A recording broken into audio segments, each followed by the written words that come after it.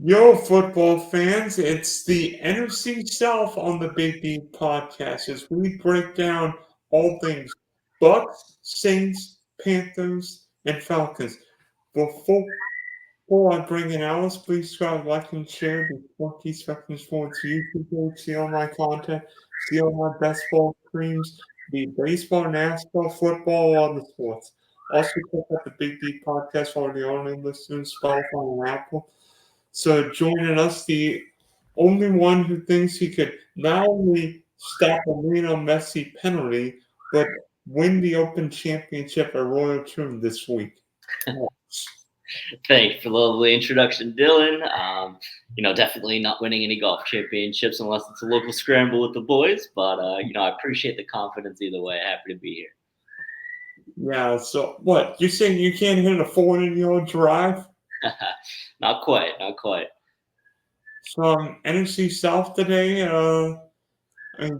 it's been Tampa Bay's division the last 3 years now. I mean, no matter if it's Baker or Tom Brady, I mean, it seems like Tampa's ruled this division, right? Yeah, no, it's definitely been. Obviously, I don't think it's been the greatest division in football. Especially since Brady left, but Baker's done a good job of stepping in and kind of taking over.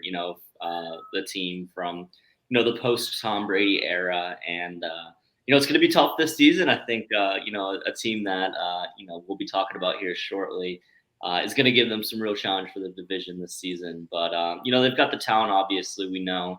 The Mike Evans Chris Godwin combination has been pretty deadly in the past, and it's going to continue to do so. And I think Mike Evans will, continue his 1,000-yard season streak on.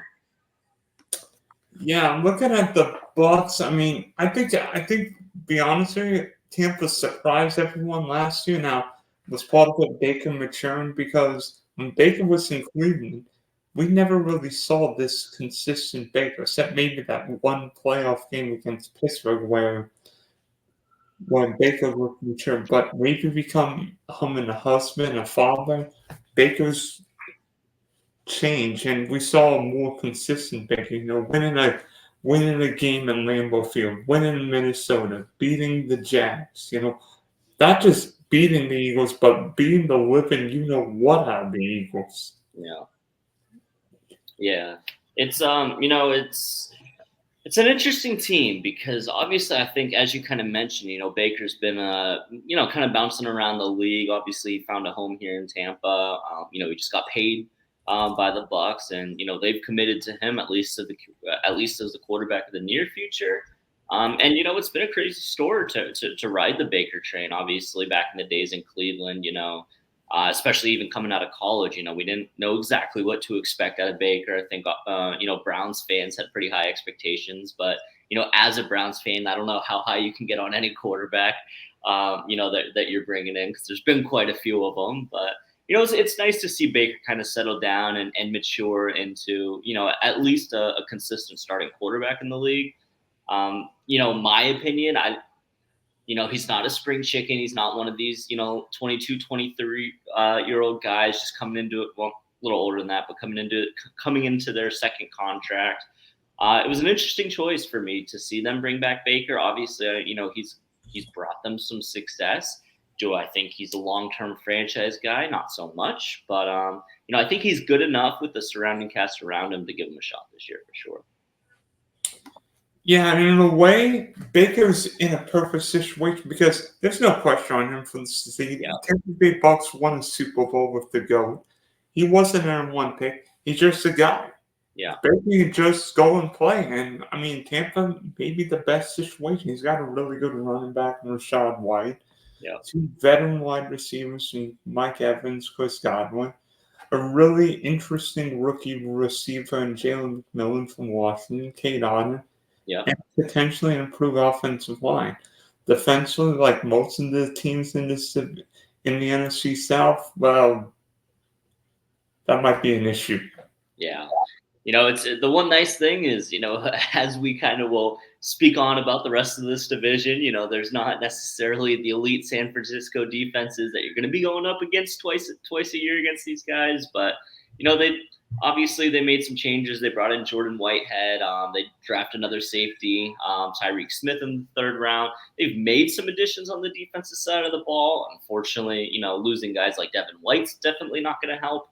But it's a team who I think has some stability there, bringing in some guys, or bringing back some guys that they've had on the roster, and just trying to build off of last season. I think that they overachieved last season, and now we kind of have a better idea of what to expect out of the Tampa Bay Buccaneers. And I think teams might give them a little bit more than last season. I don't know if teams were too scared of them, when it came to matchups versus last season. Obviously, they've got players that can hurt you, but I think they've earned a little bit more respect. And with that being said, they're going to get teams best. I mean, they're a playoff team last year. They're going to have a tougher schedule, and it's going to be a matter of just staying consistent and really, I hate to steal the New England Patriots verbiage, but do your job at the end of the day. I mean, you've got the talent to be able to win football games. It's just a matter of really staying consistent when you don't have a top 5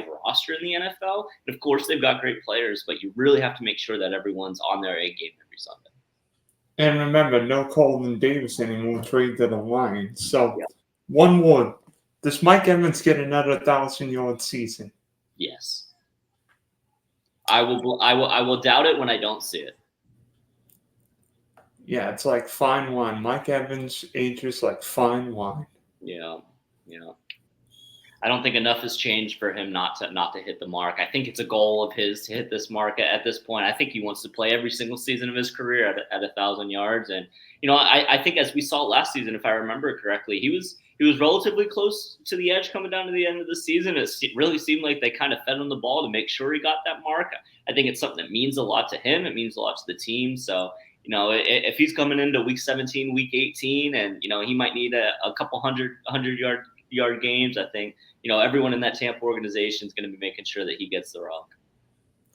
Might be a guy to play in DFS that week. Not a bad point. Not a bad point at all. But let's shoot up a little bit north. Still staying in the southern part of the country, but let's go to New Orleans, and speak of the New Orleans Saints. Obviously, we have moved into a bit of a. Obviously, it's been post Drew Brees for quite a while now. We're in the Derek Carr era, and just kind of seeing on paper, what do you see out of this New Orleans Saints team coming into the season? I see a New Orleans Saints team that's continuously getting older, and I mean, how first off, how the New Orleans Saints haven't somehow under the cap, because they start every year like $90 million above the cap. Yeah, and yet just kick the can down the tube for a while. Right.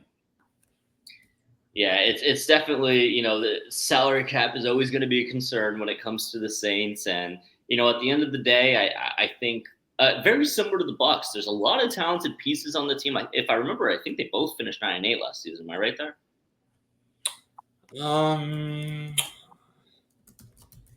2020. Sorry, I'm looking up. The Saints were 9-8 last year. Yes.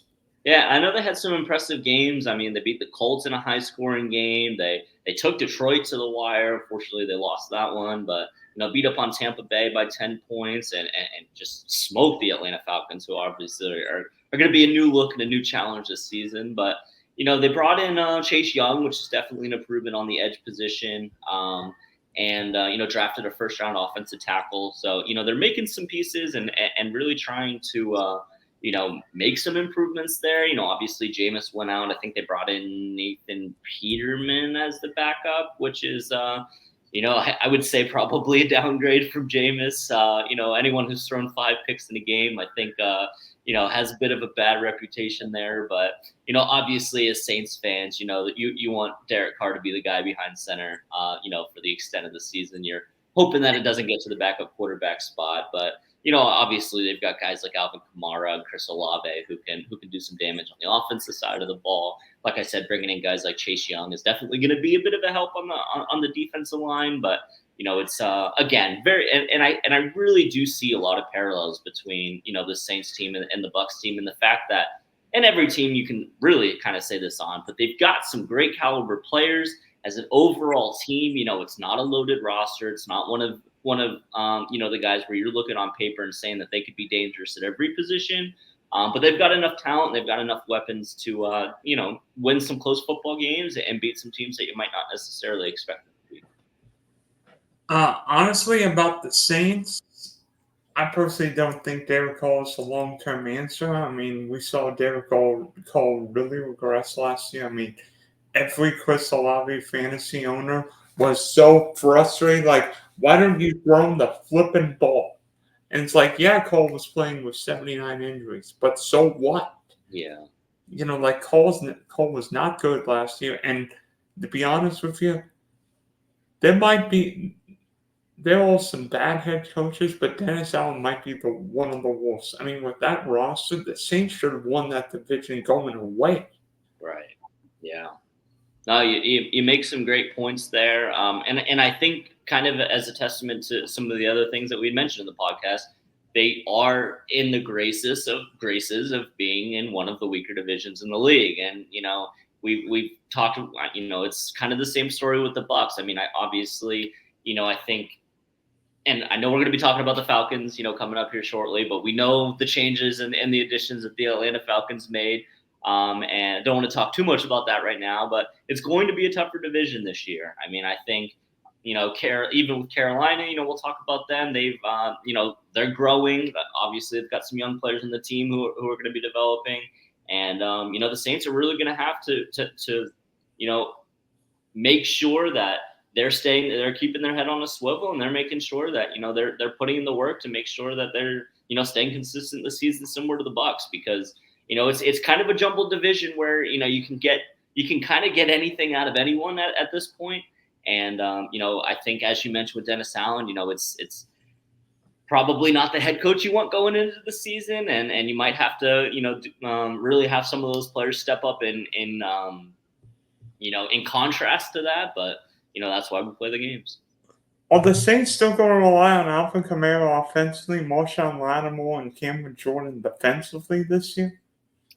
I mean, they don't really have much of a choice, to be honest with you. It's obviously they're aging. We've kind of seen it from Kamara. He's got the injury issues and even some off the field issues in his past. So for me, it's just tough because of the cap situation that they seem to consistently find themselves in. It's kind of hard to get younger and really get some younger, talent that you can really develop as franchise leaders when you don't have any money to pay any of these guys. So, I think if Saints fans' ideal world is to try and get younger and get better and grow for the future, but they've kind of put themselves in a situation where they have to rely on those old heads because they don't really have the option or the means to make any drastic changes to really kind of get that, not necessarily a full rebuild, but at least make some moves and change some pieces to think about the future. And they're just in a tough spot right now. Yeah, maybe they won't. Maybe Saints fan. I mean, we saw the Superdome with empty seats, and I'm like, the Superdome having empty seats stunned me last year. Yeah. I mean, obviously, Saints fans have kind of been through everything. I mean, from the Aints era, obviously the Katrina disaster, and then, Drew Brees going to win a Super Bowl kind of was the fairy tale ending there. But, seasons come and go, and, it's unfortunately in the NFL, what you did 5 years ago is irrelevant these days. I mean, you're still going to be having to go up against the juggernauts, just because you have a great story in the past, you got to keep moving forward. That's all about, the NFL. Everyone says it stands for not for long. You can't have we've done this and we can build off that. Every season is a new season. Every game is a new game. It doesn't matter what you did in the past. All it matters is being ready for Sunday and, putting your best product on the field. Yeah, and hopefully the beignets will be popping this year if you're a Saint fan. Yeah, exactly.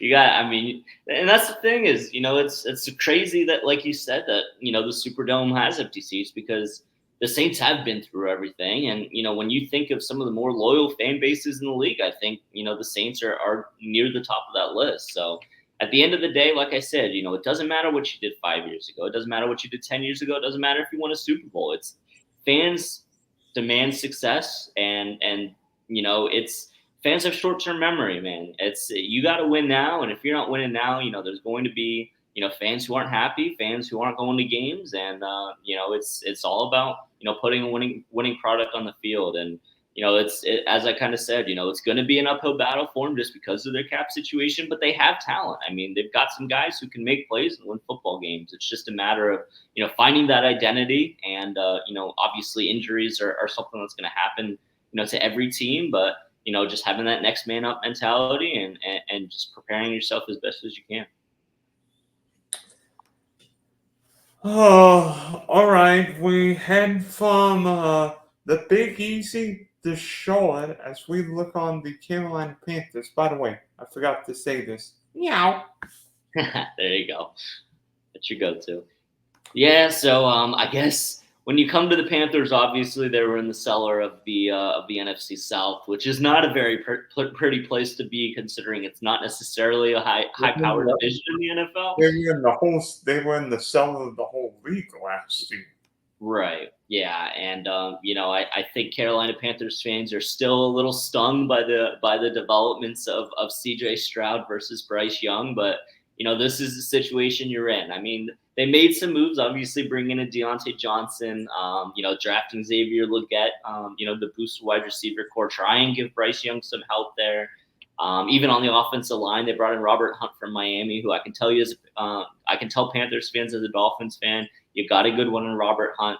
It was definitely Dolphins fans wanted him back, and whenever one of my favorite teams makes a new signing, the very first thing I do is I go to the opposing team's social media accounts and see what the fans' reactions are of that team. If I see fans saying, "Oh man, I'm so glad he's gone," not going to be as hyped about a guy. But when I start seeing fans saying, "I can't believe we didn't re-sign him," like, what does the front office do? And that's when I get really hyped about guys. And I can tell Panthers fans, Dolphins fans were not too happy about losing Robert Hunt. So, you got a good addition on the offensive line there. Obviously, you made some moves at receiver. It's a start, but there's still a lot of work to do.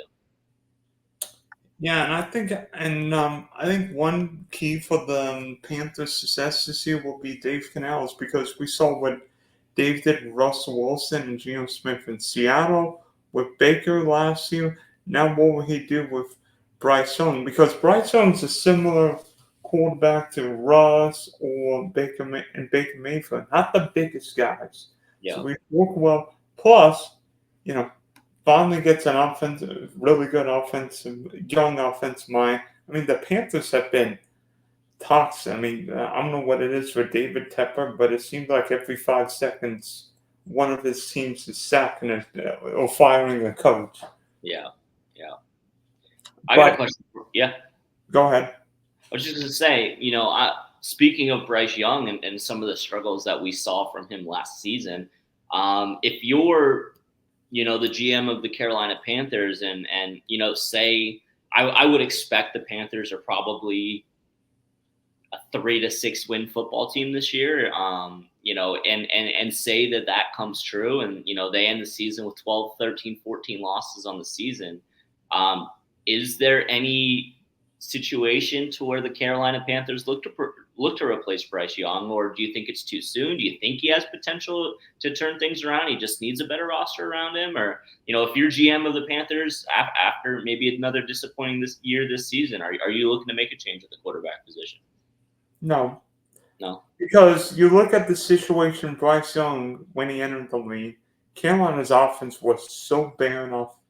Look at Caleb Williams with the Bears this year. He's got 3 wide receivers, more backs than they need, 2 tight ends, and a better than average offensive line. The Panthers didn't have any of that last year. I mean, Adam Thielen's like 98 years old.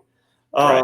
Who was the number 1 running back for Carolina last year? Miles Sanders. Oh gosh, the worst draft pick, one of the worst signings ever. Yeah. But I mean, and I definitely understand that. But I mean, I'm just looking. I mean, look at the Houston Texans last season. obviously, I mean, they gave C.J. Stroud, well, Bill Collins, and they drafted Tank Dell, signed Dalton Schultz. That's Yeah. what you should do with a rookie quarterback. but I mean, from my perspective, yes, Nico Collins, had a great season last season, but it's not like we went into last season expecting Nico Collins to be a top 10 wide receiver in the NFL. Damian Pierce, Devin Singletary, those aren't, even top 10 NFL running backs. I mean, Dalton Schultz is a good tight end, but he's not, Travis. Like, in my opinion, the Houston Texans overachieved with their roster. Obviously, with a rookie quarterback, you can't have the highest expectations. But when I'm comparing the Texans and the Panthers, you had the number 1 pick and you had the number 2 pick. You both got a quarterback. Obviously, the Panthers roster is not very talented, but I don't think the Houston Texans, in my opinion, I don't think their roster is that loaded. I think that they came together. CJ Stroud overperformed, and some of those players overperformed, and they had a great season. To me, if I'm looking at the Carolina Panthers, yes, you don't have a great roster. Yes, you don't have a multitude of weapons. You don't have these top 5 in the league guys at their position, but you still have to perform. And at the end of the day, if I'm looking at Bryce Young and I'm looking at the Houston Texans, I'm like, they don't have Justin Jefferson. They don't have Travis Kelce. They don't have Tyreek Hill. They don't have Christian. Well, they had Christian McCaffrey. They don't. The Panthers did. In my opinion, when it comes to the NFL, it's a quarterback league. Everyone knows that.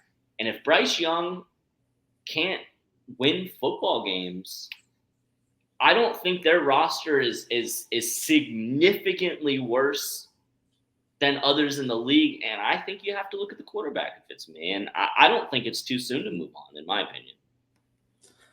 I mean, we saw the Arizona Cardinals move off Josh Rosen for Kyler Murray. And I mean, it all just kind of depends on what quarterbacks they'd be targeting. I mean, if there's any free agents that they're looking at, or if they want to go through the draft, it's just, in the NFL, fans are restless and they want to win, and they want to win now. And if I'm the Carolina Panthers, after making some pretty strong additions on the offensive side of the football, if we finish the season 3, 4, 5 wins, something's got to change, in my opinion. And you can recycle the head coach, and that's great and all, but quarterback is the guy who's going to win you football games. And I think, if we're looking at another weak season from the Panthers, it's something that should be addressed. But I guess let's move on to the final team that we have yet to discuss, and arguably the most talked about team in this division, the Atlanta Falcons. Obviously, the biggest news of the offseason, bringing in not 1 but 2 quarterbacks with Kirk Cousins, and obviously going through the draft to get Michael Penix Jr.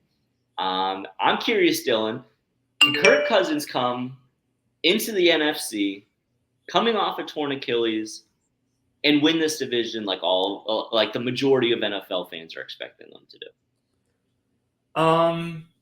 Yes. I think Kirk Cousins, when healthy, is the best quarterback in the division. You look at the situation in Atlanta. He's got a really good running back, Bijan Robinson, good young receiver, Drake London. I mean, we still don't know whether or not Kyle Pitts was worth the number 4 tight end in the league. Top 4 or 5 offensive line in the league, and a really good offensive coordinator, Zach Robinson. I think Kirk Cousins is more capable of winning the NFC South. I mean, it's a crappy defensive division. I mean, to be honest, I don't think the Falcons can win the NFC, but winning the NFC South, 100% a distinct possibility. Yeah, and I totally agree with you. I think the Falcons have definitely been hyped going into the season. I totally agree with you. I don't see them sniffing an NFC championship game. I don't see them, winning the NFC or even really coming close. I think that they'd probably be the 4 seed as the weakest division winner coming in. But, first of all, obviously, we know the moves that they made at quarterback. I love the move that they did bringing in Raheem Morris from the San Francisco 49ers. He was one of the hottest head coaching candidates, and Raheem was with the Rams. That's right. You're right about that. But I think it's a great move. And, I do think because of the competition that they have in the division, they really have to mess things up or deal, with some pretty significant injuries to not win the division. But I think we're on the same page here. I see them win a division. Maybe, I don't even know if, they have a playoff win in them. Obviously I think that they have the talent to make it happen, but, it's a good roster. I think in a good division, it's it's competing for second place, maybe, outside shot at winning a good division. But, fortunately for them, they're in the NFC South. They get to play the Panthers twice a year. And they've got good odds to beat the Bucs and the Saints at least in a split. I know everyone will say, "Well, how will Raheem Morris do as a head coach?" And listen, guys learn from their first coaching opportunity. Bill Belichick was fired in Cleveland. Pete Carroll was fired in New York and Foxborough. I think Raheem will be fine. Fine. Plus, he was the interim coach for the Falcons 2 years ago. And anytime you're around, there are 2 or 3 football coaches who, if you're around them for like 5 minutes, we learn more. Andy Reid, Sean McVay, and Kyle Shanahan. Literally, who are the 3 coaching trees we're trying to get? Andy Reid, Sean McVay, Kyle Shanahan. And he was with Sean McVay. So, we saw what Kevin O'Connor did in Minnesota. Who knows if Zach Robinson's the next Sean McVay clone. Hey, I'll tell you, we're very familiar with one of those coaching trees down here in Miami, and it's definitely paid off for us as well. Hey, it didn't hurt that Doug Peterson was not only quarterback for Andy Reid, but an assistant under him too. Right. And here's one other thing. If anything happened with Kirk Cousins, Falcons might have the best backup quarterback in the league with Michael Penix. Yeah, it's obvious. There was a lot of head scratching when it came to the 8th pick in the NFL draft this year, and I think obviously Kirk Cousins is coming off a torn Achilles. Obviously, Kirk Cousins is on the back half, of his career.